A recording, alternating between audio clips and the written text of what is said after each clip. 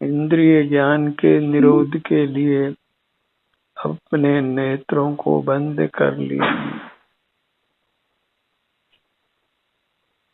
5 इंद्रियों में से हमें चक्षु इंद्रिय और रसना इंद्रिय को बंद करने की ही सुविधा प्राप्त है। शेष 3 इंद्रियां कर्ण, नासिका और स्पर्शन इंद्रिय ये तो खुली ही रहती है।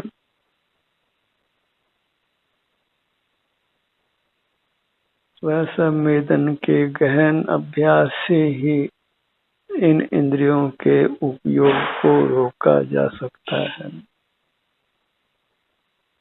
ध्वनि स्वतः ही सुनने में आती है, गंध स्वतः ही सूंघने में आती है, ठंडा गर्म मौसम स्वतः ही जानने में आता है। इस स्वतः होते हुए ज्ञान को रोकने के लिए हमें अंतर्दृष्टि कर रहने का अभ्यास करना है। इंद्रियों के उपयोग से ही संसार और दुख है। मूल कारण हमारा मूर्त पदार्थों को देखना जानना है, जिससे संसार खड़ा होता है।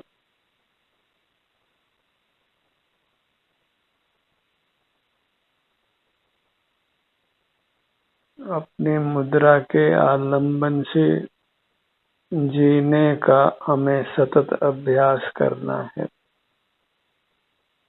गहन अभ्यास करना है, तभी हम संसार से पार हो सकते हैं।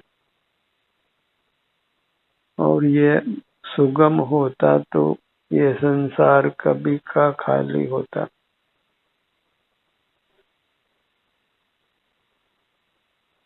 बोधि दुर्लभ भी है और यत्न साध्य भी है।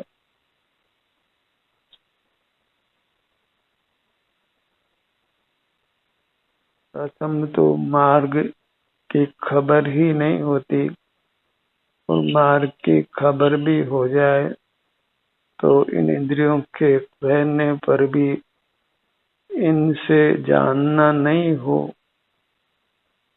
इसके लिए हमें गहन अभ्यास करना है, अंतर्मुख रहने में अपना अधिक समय लगाना है।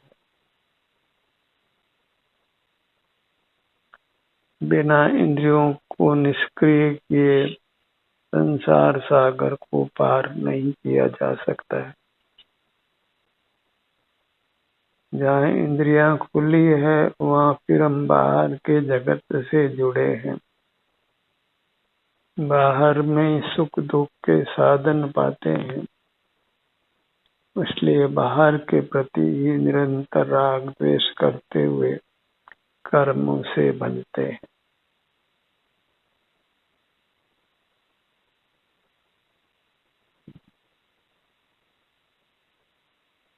मोक्ष मार्ग में गति यत्न से ही होती है,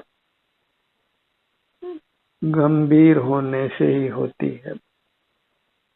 बाहर के प्रलोभनों से अपने आप को छुड़ाना कठिन होता है।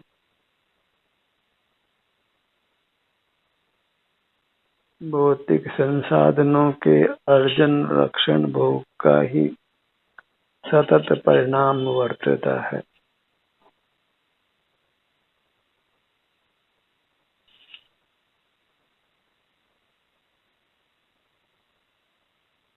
संसारी जीवों से व्यवहार समाप्त करना भी कठिन होता है। ऐसी विषम परिस्थितियों में हम जी रहे हैं, तो अति यत्न से ही हम अपने को अपने सन्मुख रख सकते हैं।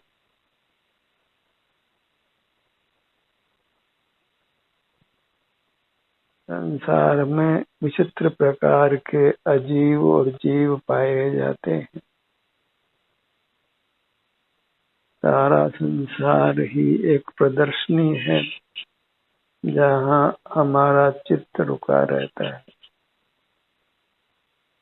और इस प्रकार हम अपने सुख से वंचित रहते हैं।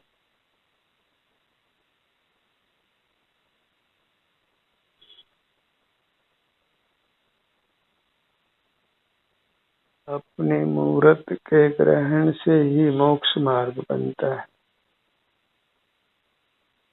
अपने मूर्त में जो भी सुख दुख की दशा है वह अंतर्दृष्टि से अनुभव में आती है, तो उसी के अनुभव रूप रहना है।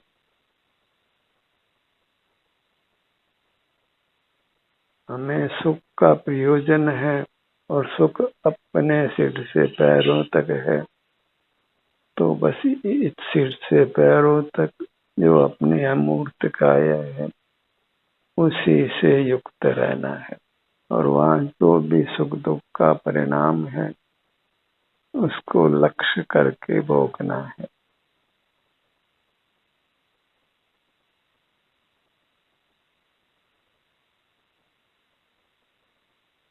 अपना आभ्यंतर शरीर और उसकी जो भी सुख दुख रूप अवस्था है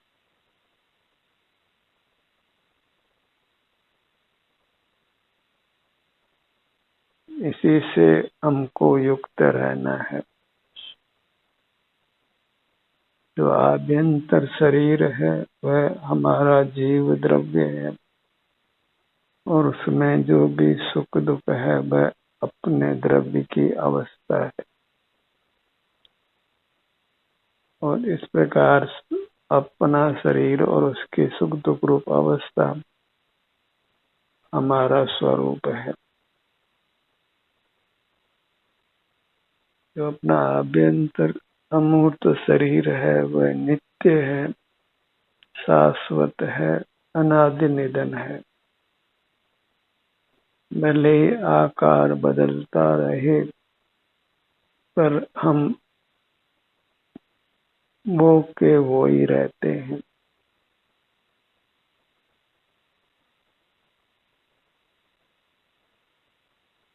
मूल कर्म के संबंध से हमारे आकार का संकोच विस्तार होता है।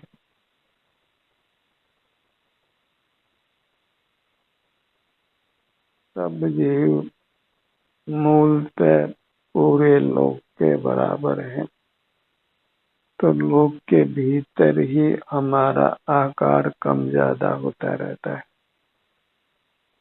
सिमटता है और फिर विस्तार को प्राप्त होता है। संकोच विस्तार से ही हमारी अमूर्त काया प्रति समय परिणमन करती है।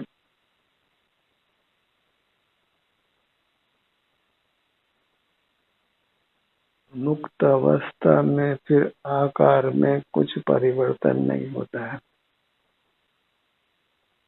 और जब तक इंद्रिय ज्ञान है तब तक सुख दुख की दशा भी बदलती रहती है और जब इंद्रिय ज्ञान पर हम विजय पा लेते हैं तो फिर सुख भी एक रूप रहता है अनंत काल तक, फिर दुख का लेश भी नहीं रहता।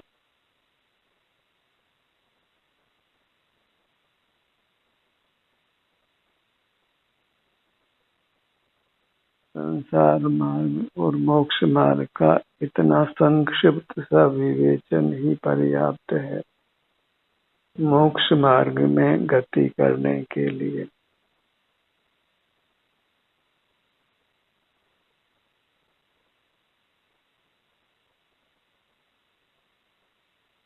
सब जीव स्वभाव से स्वानुभूति स्वरूप हैं, अपने ही संवेदन करने रूप हैं और अपने अनुभव रूप रहना ही मोक्ष का मार्ग है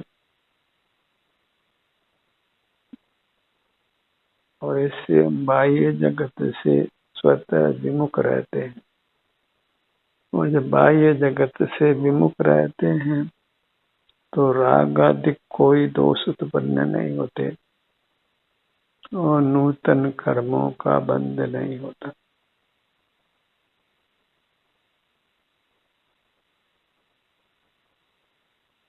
हम स्वतंत्र हो जाते हैं, मुक्त हो जाते हैं, परमात्मा हो जाते हैं।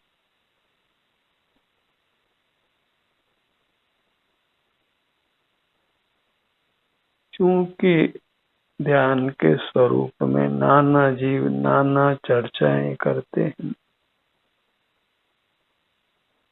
इसीलिए ध्यान का सैद्धांतिक पक्ष हमें समझना होता है और तदनुसार ही हमको फिर आचरण करना होता है।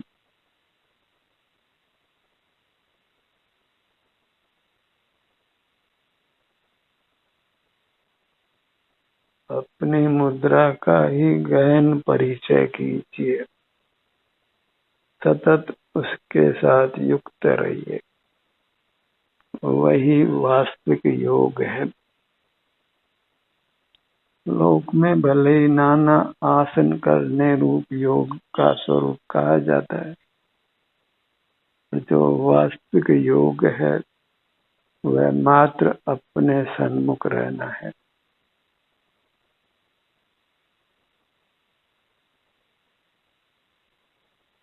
भले ही हम आसन और प्राणायाम को ध्यान की तैयारी रूप से करें, पर मूल ध्यान में उनका प्रवेश नहीं है।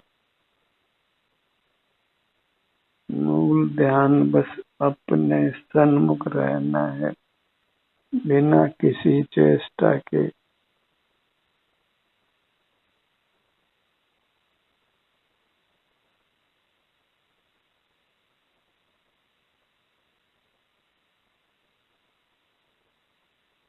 अपने ध्यान को अपने मुखमंडल पर लाइए।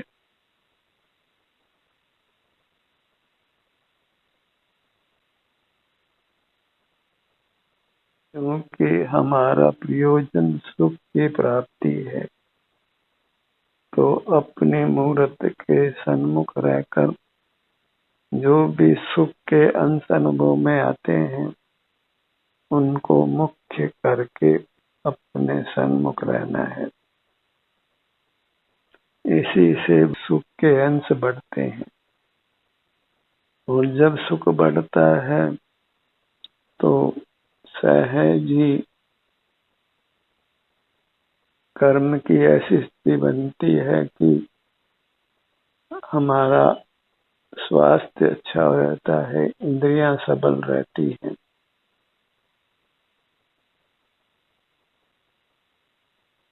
के लिए कोई भिन्न प्रयत्न नहीं करना पड़ता है।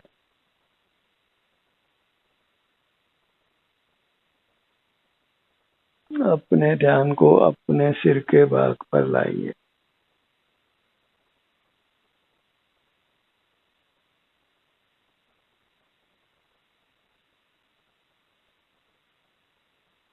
ध्यानाभ्यास के दौरान यदि आप एकांत स्थान में बैठते हैं तो सुगमता से अपने सन्मुख रह पाते हैं।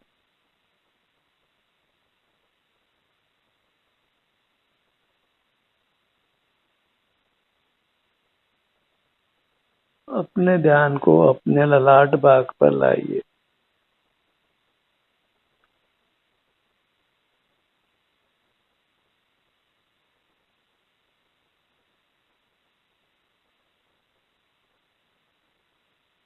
स्वास्थ्य को धन से नहीं खरीदा जा सकता है, नहीं पाया जा सकता है।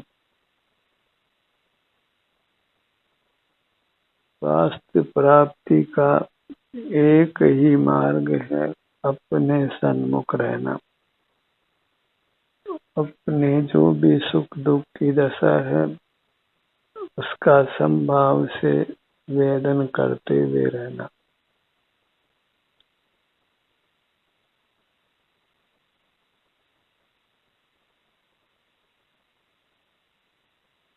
अपने ध्यान को अपने ललाट भाग पर लाइए।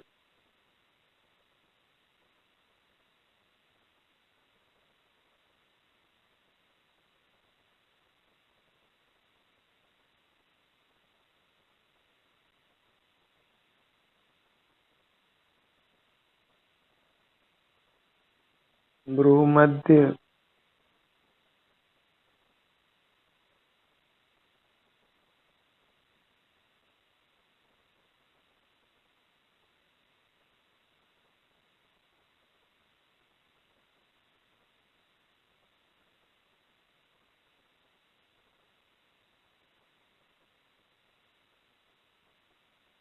धन जन से दूर रहकर अपने सन्मुख रहिए।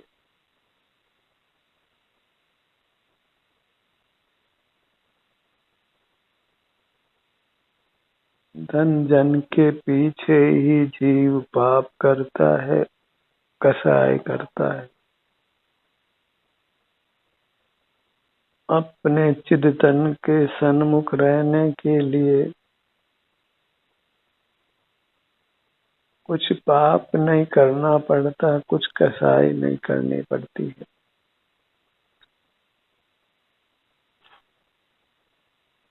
कुछ इंद्रिय ज्ञान नहीं करना पड़ता है। अपने ध्यान को अपने दोनों नेत्रों पर लाइए।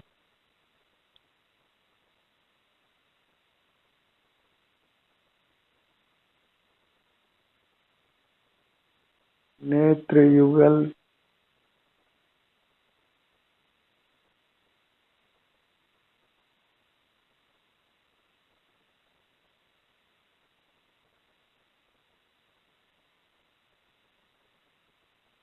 अपने ध्यान को अपने कर्ण युगल पर लाइए।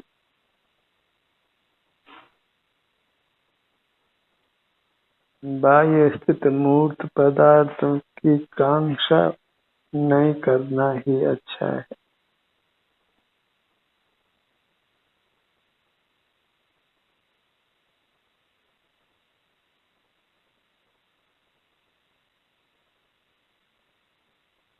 अपने ध्यान को अपने नासिका भाग पर लाइए।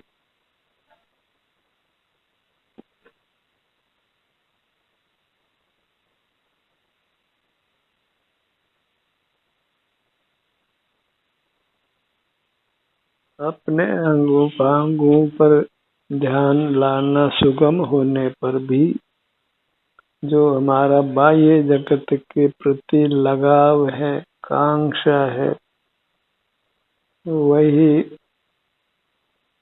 अपने सन्मुख रहने में महान बाधा उपस्थित करता है।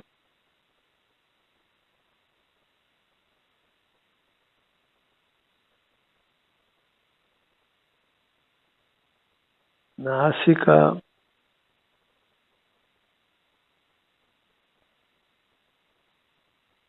दोनों नथनों का भाग,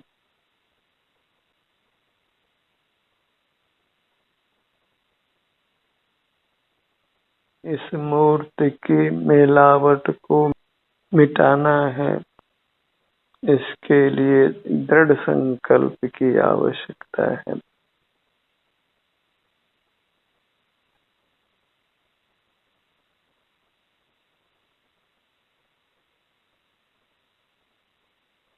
अपने ध्यान को अपने दोनों होठों पर लाइए।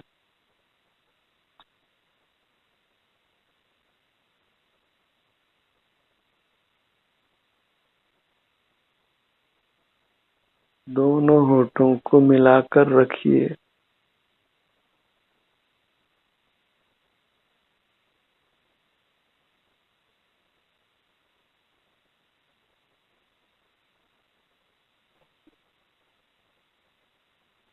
दंत पंक्ति, जिह्वा, तालु, इन शब्दों के सुनने में किंचित भी सुख नहीं है, आकुलता ही है। तथापि इन शब्दों के वाच्य जो अपने अमूर्त अंग उपांग हैं, जब आप उनके सन्मुख होते हैं, वहाँ जो सुख दुख की स्थिति है उसका वेदन करते हैं, तब ही मोक्ष मार्ग बनता है।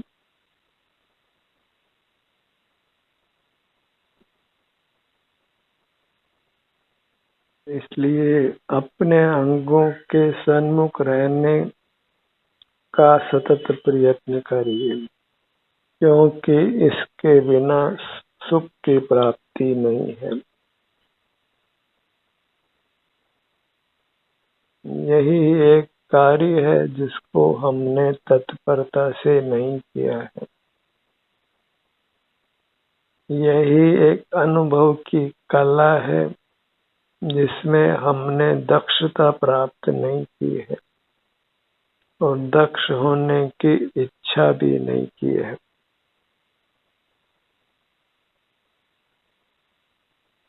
चाह नहीं की है, पर चाहते तो राह अवश्य मिलती।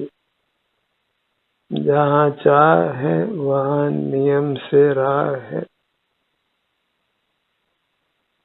हमने अपने सन्मुख रहने की वास्तव में इच्छा ही नहीं की है।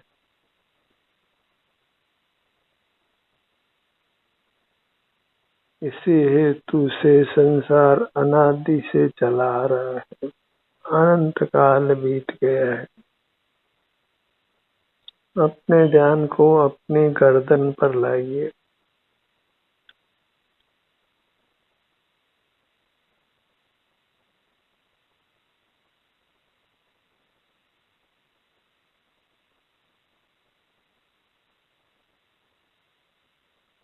बाहर के जगत से सुख की आशा लगाना योग्य नहीं है, क्योंकि अचेतन में सुख नहीं है और जो अन्य चेतन है उनके सुख को हम नहीं भोग सकते हैं।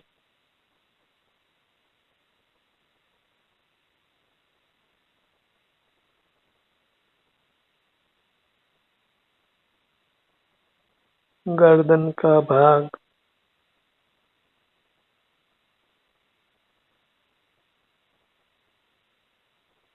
अपने ध्यान को अपने धड़ भाग पर लाइए।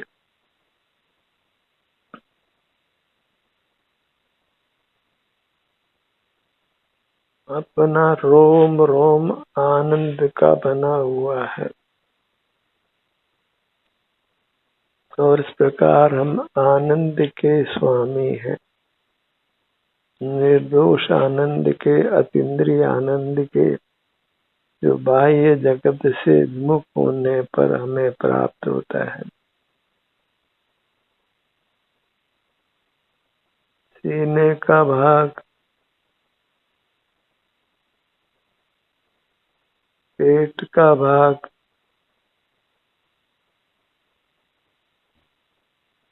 और पीठ का भाग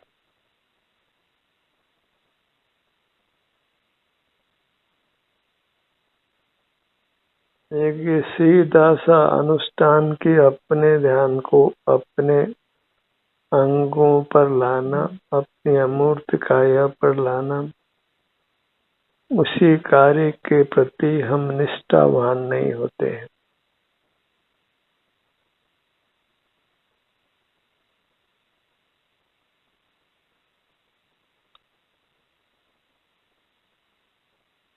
अपने ध्यान को अपने दाहिने भुजा पर लाइए।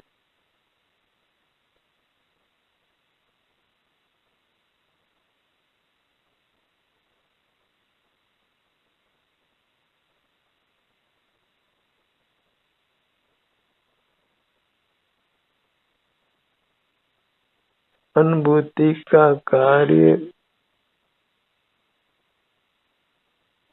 जगत से विमुख होकर ही होता है। स्वानुभव की निष्ठा से ही होता है। अतीन्द्रिय सुख पाने की तीव्र इच्छा से ही होता है।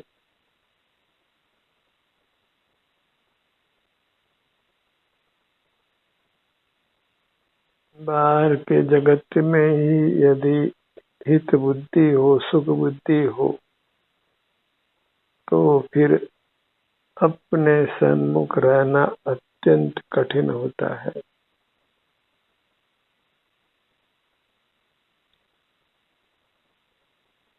अपने ध्यान को अपनी बाईं भुजा पर लाइए।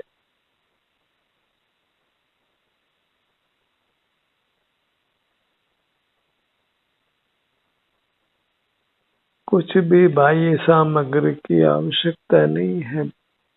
कुछ भी बाह्य सामग्री को विषय करने की आवश्यकता नहीं है।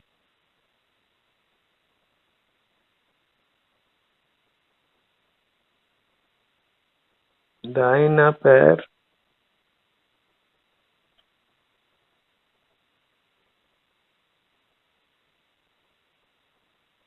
बायां पैर,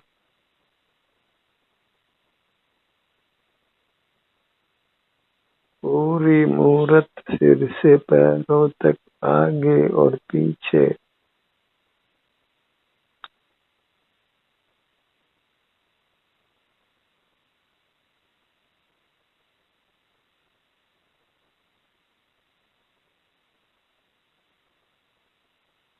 बाह्य जगत से विरक्त होकर अपने में अनुरक्त रहना है।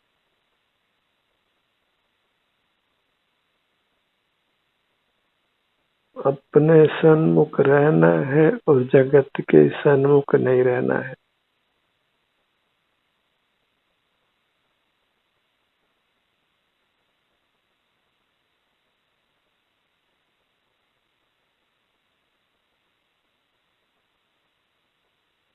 पूरी मूर्त ही हमारे ध्यान का ध्येय है।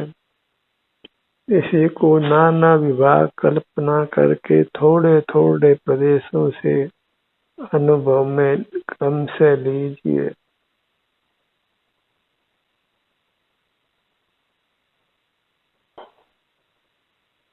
धर्म को आचरण के रूप में ग्रहण करिए, अपने स्वरूप में आचरण के रूप में।